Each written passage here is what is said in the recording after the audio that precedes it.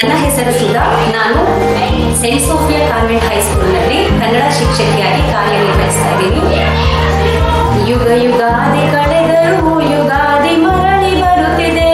ಯುಗ ಯುಗಾದಿ ಕಳೆದರೂ ಯುಗಾದಿ ಮರಳಿ ಬರುತ್ತಿದೆ.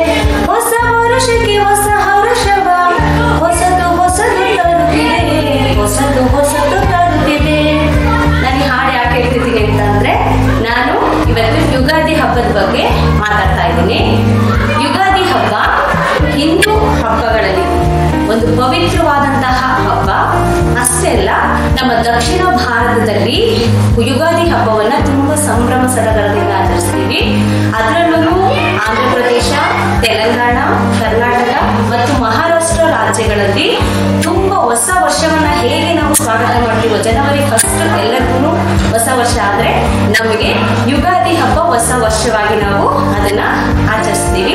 ಅಷ್ಟೇ ಅಲ್ಲ, ಯುಗಾದಿ ಹಬ್ಬವನ್ನ ಯಾವಾಗ ಯುಗಾದಿ ಹಬ್ಬ ಬರುತ್ತೆ ಅಂತ ಹೇಳಿದ್ರೆ ಚೈತ್ರ ಮಾಸದ ಶುಕ್ಲ ಪಕ್ಷದ ಪಾಡ್ಯದಂದು ಬರುತ್ತದೆ. ಅಷ್ಟೇ ಅಲ್ಲ, ಈ ಯುಗಾದಿ ಹಬ್ಬ ವಸಂತ ಋತುವನ್ನ ಆಗಮನವನ್ನ ಮಾಡುತ್ತೆ ಮತ್ತೆ ಸ್ವಾಗತವನ್ನ, ವಸಂತ ಋತುವನ್ನ ಏನ್ ಮಾಡುತ್ತೆ, ಸ್ವಾಗತವನ್ನ ಮಾಡಿಕೊಳ್ಳುತ್ತೆ.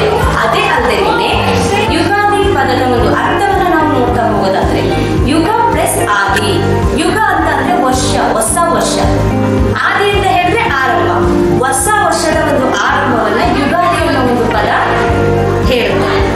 ಹಾಗೇನೆ ಯುಗಾದಿ ಹಬ್ಬದ ದಿನ ಬ್ರಹ್ಮದೇವರು ಏನ್ ಮಾಡಿದ್ರು, ಇಡೀ ವಿಶ್ವವನ್ನ ಸೃಷ್ಟಿ ಮಾಡುದು ಅಂತ ನಾವು ಇವತ್ತಿನವರೆಗೂ ನಂಬ್ತಾ ಇದೀವಿ. ಸರಿನಾ? ಬ್ರಹ್ಮದೇವ ಏನ್ ಮಾಡಿದ್ದಾರೆ, ಇಡೀ ವಿಶ್ವ, ಇಡೀ ಸೃಷ್ಟಿಯನ್ನ, ಇಡೀ ವಿಶ್ವವನ್ನ ಯುಗಾದಿ ಹಬ್ಬದ ದಿನ ಸೃಷ್ಟಿ ಮಾಡಿದ್ರು ಅನ್ನೋ ಒಂದು ನಂಬಿಕೆ ನಮಗೆ ವಾಡಿಕೆ ಹಿಂದಿನಿಂದ ಬೆಳ್ಕೊಂಡು ಬಂದಿದೆ. ಅಷ್ಟೇ ಅಲ್ಲ, ಯುಗಾದಿ ಹಬ್ಬ ಅಂತಂದ್ರೆ ನಮ್ಗೊಂಥರ ಸಂಭ್ರಮ ಸಡಗರ. ಹೌದಲ್ವಾ? ಎಷ್ಟು ಸಂಭ್ರಮದಿಂದ ಆಚರಿಸ್ತೀವಿ ಯುಗಾದಿ ಹಬ್ಬವನ್ನ. ಬೆಳಗ್ಗೆ ಬೇಗ ಎದ್ದು ಮನೆಯನ್ನು ಶೃಂಗಾರ ಮಾಡಿ, ಬಾಗಿಲಲ್ಲಿ ಮಾವಿನ ಎಲೆಗಳಿಂದ ತೋರಣವನ್ನ ಕಟ್ಟಿ, ಬಾಗಿಲಲ್ಲಿ ರಂಗೋಲಿ ಹಾಕಿ, ಅದಕ್ಕೆ ಬಣ್ಣ ಬಣ್ಣವನ್ನ ತುಂಬಿ, ಅಷ್ಟೇ ಅಲ್ಲ, ನಾವೇನ್ ಮಾಡ್ತೀವಿ, ತಲೆ ಮತ್ತೆ ಮೈಗೆ ಎಣ್ಣೆಯನ್ನ ಹಚ್ಕೊಂಡು ಬಿಸಿ ಬಿಸಿ ಎಣ್ಣೆ ಸ್ನಾನ ಮಾಡ್ತೀವಿ. ಎಣ್ಣೆ ಹಚ್ಕೊಂಡು ಬಿಸಿ ನೀರಿನ ಒಂದು ಸ್ನಾನವನ್ನ ಮಾಡಿ ಶುಭ್ರವಾಗಿ ದೇವಸ್ಥಾನಕ್ಕೆ ಹೋಗಿ ದೇವರಿಗೆ ಪೂಜೆಯನ್ನ ಸಲ್ಲಿಸಿ ಅಲ್ಲಿ ಪ್ರಾರ್ಥನೆ ಮಾಡ್ಕೊತೀವಿ. ಇದು ಮೊದಲ ನಮ್ಮ ಹಬ್ಬ, ಮೊದಲ ವರ್ಷದ ಹಬ್ಬ. ಎಲ್ಲರಿಗೂ ಒಳ್ಳೇದ್ ಮಾಡ್ಲಿ ಅಂತ ನಾವೇನ್ ಮಾಡ್ತೀವಿ, ದೇವರಲ್ಲಿ ಒಂದು ಪ್ರಾರ್ಥನೆಯನ್ನ ಸಲ್ಲಿಸಿ ಮನೆಗೆ ಬರ್ತೀವಿ. ಅಷ್ಟೇ ಅಲ್ಲ, ಮನೆಯಲ್ಲಿ ಏನ್ ಮಾಡ್ತೀವಿ, ನಾವು ತುಂಬಾ ಒಳ್ಳೊಳ್ಳೆ ಭಕ್ಷ್ಯ ಭೋಜನಗಳನ್ನ ಅಥವಾ ಒಳ್ಳೊಳ್ಳೆ ಅಡಿಗೆಗಳನ್ನ ತಯಾರು ಮಾಡ್ತೀವಿ. ಗೊತ್ತಿದೆ ಅಲ್ವಾ, ಯುಗಾದಿ ಹಬ್ಬದ ದಿನ ನಾವೇನೇ ಅಡಿಗೆ ಮಾಡ್ತೀವಿ, ಒಬ್ಬಟ್ಟು, ಕಾಳು ಬಜ್ಜಿ ಇರ್ಬೋದು, ಕಾಯಾಗಿರ್ಬೋದು, ಮಾವಿನಕಾಯಿ ಚಿತ್ರಾನ್ನ ಇರ್ಬೋದು, ಬಜ್ಜಿ ಇರ್ಬೋದು, ಪಲ್ಯ ಇರ್ಬೋದು, ಕೋಸಂಬರಿ ಇರ್ಬೋದು. ಹೀಗೆ ನಾವೇನ್ ಮಾಡ್ತೀವಿ, ಅನೇಕ ವಿಧವಾದಂತಹ ಅಡಿಗೆಯನ್ನ ನಾವೇನ್ ಮಾಡ್ತೀವಿ, ತಯಾರು ಮಾಡ್ತೀವಿ. ತಯಾರು ಮಾಡಿ ಸೇವನೆಯನ್ನ ಮಾಡ್ತೀವಿ. ಅಷ್ಟೇ ಅಲ್ಲ, ಹಳ್ಳಿಗಳಲ್ಲಿ ನೋಡೋದಾದ್ರೆ ತುಂಬಾ ವಿಶೇಷವಾಗಿ ಏನ್ ಮಾಡ್ತಾರೆ, ಹಬ್ಬವನ್ನ ಆಚರಿಸ್ತಾರೆ. ಹೌದಲ್ವಾ?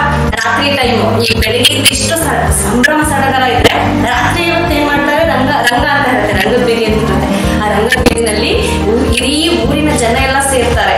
ಊರಿನ ಜನ ಎಲ್ಲ ಸೇರಿಸಿ ಬೈರೂಪ ಅಂತ ತರ್ತಾರೆ. ಬೈರೂಪ ಅಂತಂದ್ರೆ ಹಳ್ಳಿನಲ್ಲೇ ನಡೆಯುವಂತಹ ಕೆಲವೊಂದು ಘಟನೆಗಳನ್ನ, ಹಾಸ್ಯ ಘಟನೆ ಇರ್ಬೋದು, ಅವೆಲ್ಲವನ್ನ ಏನ್ ಮಾಡ್ತಾರೆ, ಆ ಬೈರೂಪದ ಮೂಲಕ ತಂದು ಇಡೀ ರಾತ್ರಿ ಏನ್ ಮಾಡ್ತಾರೆ, ರಂಗ ಕುಣಿಯೋದಿರ್ಬೋದು, ಆ ಬೈರೂಪಗಳನ್ನ ತರೋದಿರ್ಬೋದು. ಈ ರೀತಿ ಜನರಿಗೆ ಒಂದು ಮನರಂಜನೆಯನ್ನ ಕೊಡುವಂತಹ ಕೆಲಸವನ್ನ ನಾವು ಹಳ್ಳಿಗಳಲ್ಲಿ ನೋಡ್ತಾ ಹೋಗ್ತೀವಿ. ಅಷ್ಟೇ ಅಲ್ಲ, ಯುಗಾದಿ ಹಬ್ಬದ ಇನ್ನೊಂದು ವಿಶೇಷತೆ ಏನು ಅಂತ ಹೇಳಿದ್ರೆ, ಬೇವು ಬೆಲ್ಲದ ಒಂದು ವಿಶೇಷತೆಯನ್ನ, ಆ ಬೇವು ಬೆಲ್ಲವನ್ನ ಒಂದು ಮಿಶ್ರಣ ಮಾಡಿ ಅದನ್ನ ಸೇವಿಸ್ತೀವಲ್ವಾ, ಅದೇ ಒಂದು ವಿಶೇಷತೆ.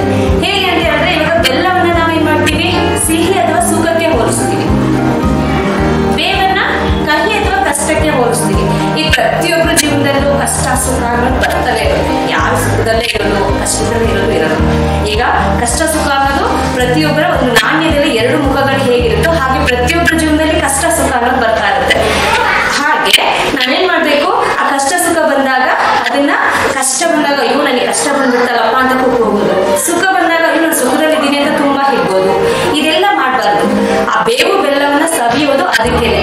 ಏನಕ್ಕೆ ಅಂತ ಹೇಳಿದ್ರೆ, ಕಷ್ಟ ಬಂದ್ರೂ ಅದನ್ನ ಸಮಾನವಾಗಿ ನೋಡ್ಬೇಕು, ಸುಖ ಇದ್ರೂ ಅದನ್ನ ಸಮಾನವಾಗಿ ನೋಡ್ಬೇಕು. ಈ ರೀತಿ ಕಷ್ಟ ಸುಖವನ್ನ ಸಮಾನವಾಗಿ ತಗೊಂಡು ನಾವು ಬದುಕೋದನ್ನ ಕಲಿಬೇಕು. ಅದೇ ಈ ಬೇವು ಬೆಲ್ಲದ ಒಂದು ಪ್ರತೀಕ ಅಥವಾ ಅದರ ಒಂದು ವಿಶೇಷತೆ. ಅದಕ್ಕೆ ನಾವು ಹಬ್ಬದ ದಿನ ನಾವೇನ್ ಮಾಡ್ತೀವಿ, ಬೇವು ಬೆಲ್ಲವನ್ನ ಸೇರಿಸ್ತೀವಿ.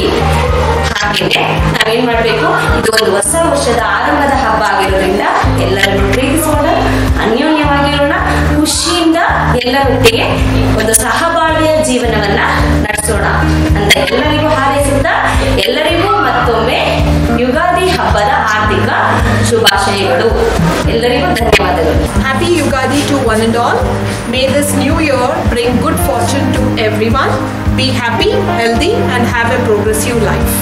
Thank you one and all.